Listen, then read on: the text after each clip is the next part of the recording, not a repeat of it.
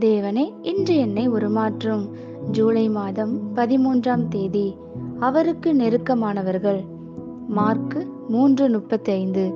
தேவனுடைய சித்தத்தின்படி செய்கிறவன் எவனோ அவனே எனக்கு சகோதரனும் எனக்கு சகோதரியும் எனக்கு தாயுமாய் இருக்கிறான் என்றார். நம் வாழ்க்கையில் தேவனுடைய சித்தத்தை முக்கியப்படுத்தும் மகிமைப்படுத்தும் காரியத்தை பார்ப்போம். தேவனோடு நாம் வைத்திருக்கும் உறவு சீராய் வளர வேண்டிய காரியம். புதிதாய் பிறந்த குழந்தைகளாய் ஆரம்பித்து பிள்ளைகளாகி பின் வாலிபர்களாகி பிறகு இயேசுவின் சகோதர சகோதரி மற்றும் தாய் என்ற ஸ்தானத்திற்கு நாம் கடந்து வர வேண்டும். நாம் தேவ சித்தத்தை அறிந்து செயல்படுத்தும் அளவை பொறுத்தே தேவனோடு நாம் கொண்டிருக்கும் உறவின் நிலையும் முதிர்ச்சியும் இருக்கும். நாம் குழந்தைகளாக தேவன் மேல் பசியோடு இருக்கிறோம். பிள்ளைகளாக அவரை முழுமையாக சார்ந்து கொள்கிறோம். வாலிபர்களாக பிசாசோடு வைராக்கியத்தோடு யுத்தம் செய்கிறோம்.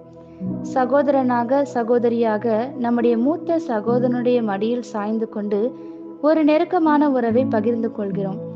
ஒரு தாயை போல அவருடைய பாரத்தை நம்முடைய இருதயத்தில் சுமக்கிறோம். ஒரு காரியத்தை இங்கு வலியுறுத்த விரும்புகிறேன். தேவ சித்தத்தை அறிந்து கொள்வது மட்டுமல்ல, அதனை செயல்படுத்துவதே தேவனோடு நெருக்கத்தை கொண்டு வரும்.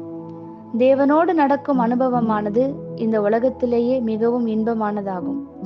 அப்பொழுது அவருடைய சித்தம், அவரின் வாஞ்சை, அவரின் பாரங்கள் எல்லாம் நம் வாழ்வில் நிறைவேற ஏதுவாய் நம் வாழ்க்கை இருக்கும். தேவன் பெருகி சுய சித்தம் குறையும் ஒரு வாழ்க்கையே அந்த வாழ்க்கை. நமக்குள் நம் சிந்தையே அதிகமாய் காணப்படும் போது தேவனுக்கு அங்கு இடம் குறைவு. ஆனால் நமக்குள் நம் சிந்தை குறையும் போது தேவனுக்கு அங்கு அதிக இடம் உண்டு. சுயம் ஆதிக்கம் செலுத்தி அரசாளும் ஒரு மனிதனோடு தேவன் உறவு வைத்து கொள்ளவே முடியாது. ஆமேன். இந்த வார்த்தைகளினால் நீங்கள் ஆசிர்வதிக்கப்பட்டீர்கள் என்று நாங்கள் நம்புகிறோம்.